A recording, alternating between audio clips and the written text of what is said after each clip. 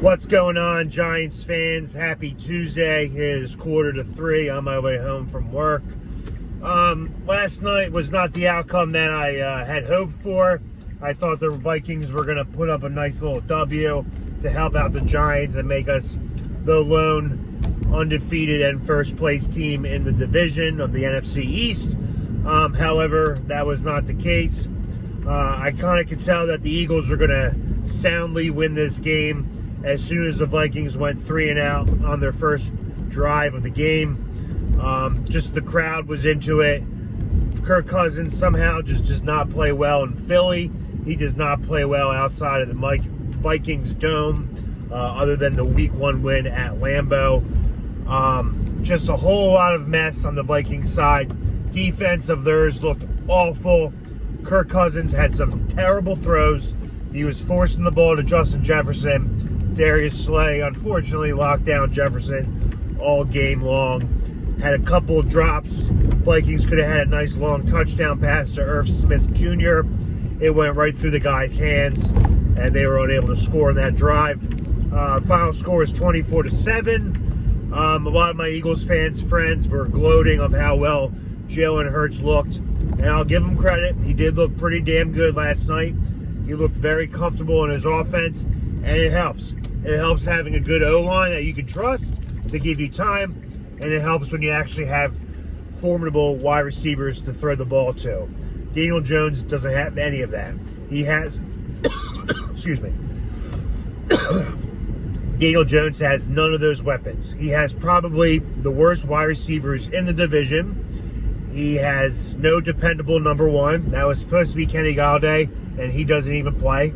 So Daniel Jones, throughout his entire career with the Giants, has never had a true number one wide receiver.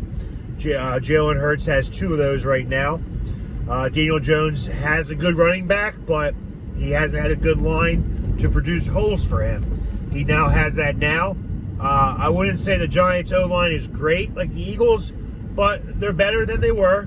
I'd say they're probably up there with the Redskins. They probably have like the third best, tie for the third best O-line now, all because of Evan Neal and Andrew Thomas. But other than that, a lot of you guys are complaining on here that Daniel Jones doesn't Daniel Jones doesn't look as good as Jalen Hurts did last night. And you have to take into the whole consideration of the whole picture. Look at the weapons Jalen Hurts has. He has Devontae Smith. He has A.J. Brown, who's a top 10 wide receiver. He has Dallas Goedert, who's a top 5 tight end in the league. And he has a very good O-line. Daniel Jones, again, like I said, he does not have a number one receiver. He is throwing to David Sills. He is throwing to old and hurt Sterling Shepard. And he is thrown to Kadarius Toney, who can be good. He can be really good if he plays hard and practices and gets playing time. But that just hasn't been the case as of now. So to compare Daniel Jones right now to Jalen Hurts is very unfair because the weapons aren't even comparable. Again, the Giants probably have the worst wide receiver core in the entire NFC East. So for all you Jones haters out there that think a new quarterback's going to make a big difference, I really don't think so. I don't think that's the case at all. It may start out a little bit good, a little bit better, but we need receivers bad. I don't care who the quarterback is next year. We have to bring in a true bona fide stud at wide receiver number one. Other than that, we're 2-0. Eagles are 2-0 as well. We play home Monday night against the Cowboys. They play at Washington. Carson Wentz's first game against the Eagles since he was traded. And it's going to be a big week for both teams.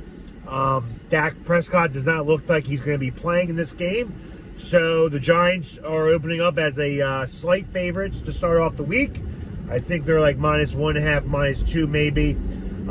It's going to be tough. It's going to be a tough game. I'm not going to say we're going to soundly beat them and dominate them without Dak Prescott. Cooper Rush looked very good against the Bengals, better than what I thought he would look like. And we still have to figure out a way to slow down Micah Parsons and DeMarcus Lawrence. Evan Neal's going to have a very big test trying to slow down those guys. And someone has to be accounted for stopping Micah Parsons on the blitz, or else he's going to make it a very, very long day for Saquon Barkley and Jones. If we could somehow put some blockers on those guys and give Jones and Barkley some running room and some time to throw, and our receivers that are not that good can get open, I believe we have a very good chance to win. Luckily, our defense is playing lights out lately. So as long as our defense continues to play well, hopefully we can get back Kayvon Thibodeau and Azeez Ojulari. Hopefully at least one, if not both, can play this week.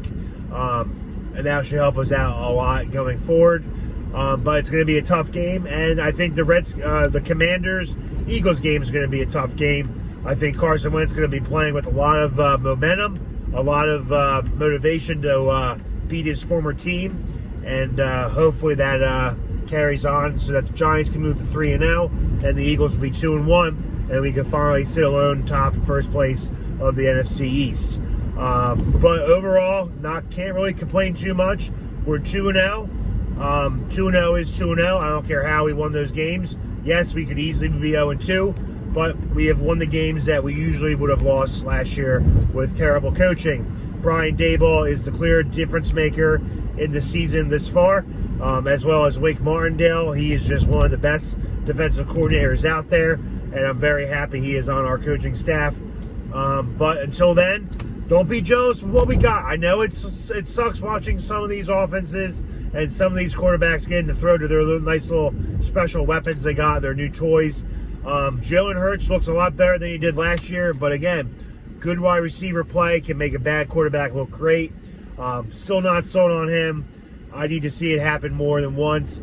The Vikings defense, again, looked very piss poor last night. It was more the Vikings defense just not being able to cover any of the Eagles receivers, and Jalen Hurts was just throwing to wide open guys. That's all. He wasn't making tight throws. He wasn't just threading the needle. He was making first read, easy completions because they were so wide open. Other than that, that's really all I have for you now. Like I said yesterday, Leonard Williams sprained his MCL.